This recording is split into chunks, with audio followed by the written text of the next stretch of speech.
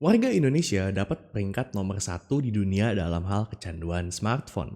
Menurut hasil riset dari data AI, sepanjang tahun 2023, rata-rata orang Indonesia itu menghabiskan waktu lebih dari 6 jam per hari di depan smartphone-nya.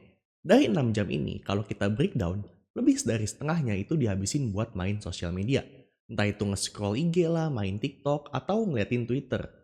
Ini artinya kita ngabisin seperlapan waktu kita sehari buat main sosmed. Atau kalau misalnya kita hidup selama 100 tahun, artinya 12 tahun kita habis buat main sosmed doang. So, di video kali ini gue mau sedikit sharing ke kalian tentang apa yang gue rasain setelah 1 tahun ngapus sosial media. Kalau gue tarik garis ke belakang nih, ada beberapa faktor yang bikin gue sampai delete sosial media. Mungkin juga faktor-faktor ini lagi kalian alamin sekarang. Pertama, gue ngerasa selalu gak punya waktu luang. Dulu di bulan September 2023, gue itu ada rencana mau belajar IELTS setiap malam. Tapi setiap pulang kerja, gue kok kayak ngerasa nggak ada waktu ya buat belajar. Biasanya sih sering nih, pas udah kekumpul moodnya mau latihan writing nih, mau belajar, tahu-tahu udah jam 11 malam.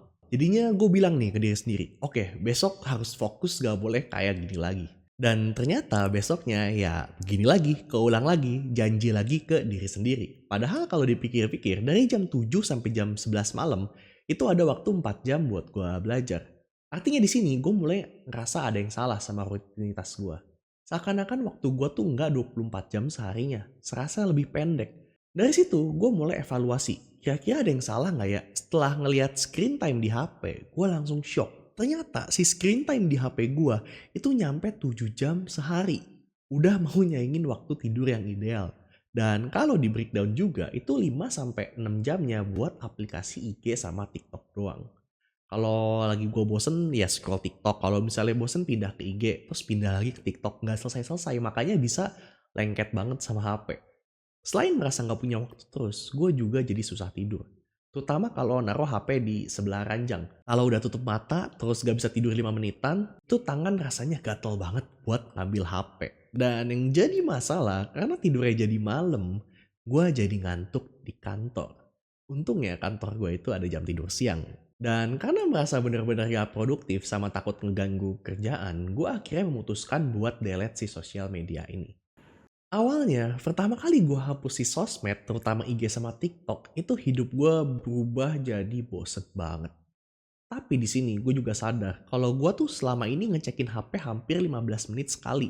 Dari yang tadi yang nge-scroll sosmed, gue jadi nge-scroll apa aja yang ada di HP gue. Kayak misalnya Gmail atau cuma geser-geser halaman depan HP. Jadi random banget. Tapi dari sini gue juga jadi sadar kalau sosial media itu udah kayak coping mechanism. Di mana otak kita itu otomatis ngasih sinyal kalau kita bosen buat buka HP dan scroll si sosmed ini. Atau istilahnya tuh impulsive checking. Mungkin juga ini yang dialami perokok kali ya kalau mau berhenti ngerokok. Rasanya tuh berat banget di hari-hari pertama. Kayak gatel gitu, ada yang kurang hidup tuh. Dan selama gua nggak punya sosmed, gue juga jadi ngerasa kayak tinggal di gua. Apalagi kalau misalnya lagi ngumpul sama temen. Terus temen gue tuh cerita, kemarin di snapgramnya si A tuh siapa ya? Gebetan yang baru ya? Dia udah nggak sama yang lama ya? Itu rasanya tuh jadi kayak outsiders. Jadi pengen download sosmed lagi buat keep up sama sekitar kita. Selain itu, semenjak gua nggak punya sosmed, gue juga jadi benar-benar buta sama sekitar. Topik ngobrol sama orang jadi berkurang karena emang nggak tahu juga yang akhir-akhir ini lagi booming atau lagi viral itu apa. Misalnya kayak kemarin ada banyak kasus mobil expander itu gue nggak tahu apa-apa. Tapi di sisi lain, gue merasa delete sosial media itu keputusan yang sangat worth it. Walaupun seminggu pertama itu rasanya kayak yang mustahil. Tapi efek worth it-nya itu baru mulai kerasa setelah gue udah nggak ketergantungan lagi sama HP. Dan karena ngedelete sosial media ini bikin gue cukup bosen dan gabut. Yang tadinya pulang kantor tuh nge-scroll TikTok lah, liatin story orang lah, kadang bikin fake account buat jadi netizen. Gue jadi mulai ngeluangin waktu buat ngelakuin aktivitas-aktivitas yang udah direncanain sebelumnya. Kayak misalnya nyicil buat belajar IELTS. Terus juga jadi ngerjain project-project di luar kantor yang sebelumnya udah gue planning. Gue jadi ngerasa punya cukup waktu luang. Waktu yang tadinya gue pakai buat main sosial media, sekarang jadi kosong karena sosmednya udah nggak ada. Selain itu, setiap harinya mood gue juga jadi lebih stabil. Yang tadinya suka iri sendiri nggak jelas kalau ngeliat hidup orang lain, sekarang lebih fokus sama diri sendiri. Padahal di sosial media itu orang-orang hanya ngepost yang positifnya aja dari diri dia. Sedangkan yang dialami orang itu, kita nggak tahu masalah apa yang dialami orang itu. Cuma tahu senangnya doang. Kayak contohnya kalau lagi lihat di berita, ada selebgram-selebgram atau influencer yang kontennya positive vibes semua nih. Hidupnya tuh kelihatan nyaman banget. Tapi suatu ketika dia itu cerai sama pasangannya. Jadi kesimpulannya itu yang kita lihat di sosial media belum tentu 100% tuh bener. Karena biasanya orang cenderung nonjolin yang positif-positifnya aja. Selain iri hati tadi, gue juga jadi berhenti ngebanding-bandingin hidup sama orang lain. Gue dulu suka ngebanding-bandingin nih, kayak misalnya Bang Dimoti nih. Itu kan umurnya lebih muda dari gue, tapi udah bawa McLaren. Sedangkan gue kalau mau berangkat kantor aja, masih buka aplikasi Grab sama Gojek buat ngebandingin mana yang lebih murah. Selain ngebanding-bandingin, gue juga ngerasa kalau scrolling sosial media itu rasanya susah banget buat lepas. Apalagi buat pindah ke aktivitas-aktivitas yang lebih produktif. Kayak misalnya belajar atau olahraga yang pastinya perlu effort.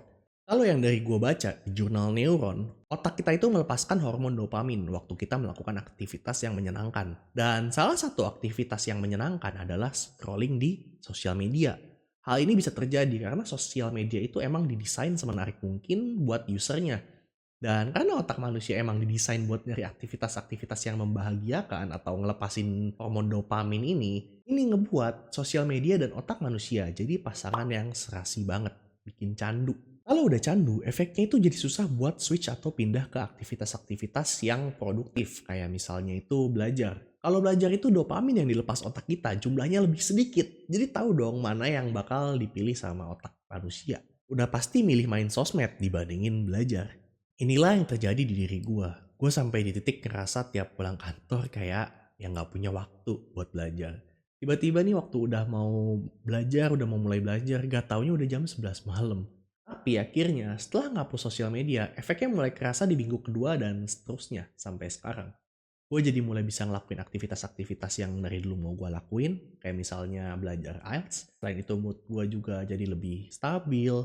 Gue gak pernah kesel sendiri, karena gue udah gak pernah lagi liatin komentar-komentar netizen di Instagram atau di TikTok nih. Jadi kesimpulannya, gue ngerasa keputusan ngapus sosmed ini keputusan yang sangat worth it banget. Emang awalnya tuh gak gampang, tapi gue sangat amat rekomen buat kalian yang mau ngeriset ulang hidup atau merasa kalau akhir-akhir ini tuh susah banget buat produktif. Suka banget nunda-nunda, dan ngerasa kayak waktu kalian tuh gak 24 jam dalam sehari. Gue rekomen banget buat kalian coba. Ya teman-teman, sekian aja sharing gue tentang dunia persosmedan ini. Terima kasih udah nonton video ini sampai akhir. Semoga video ini bisa menambah motivasi kalian lagi berjuang, entah itu di akademik, entah itu di karir. Like video ini kalau kalian suka dan kita ketemu lagi di video selanjutnya. Bye!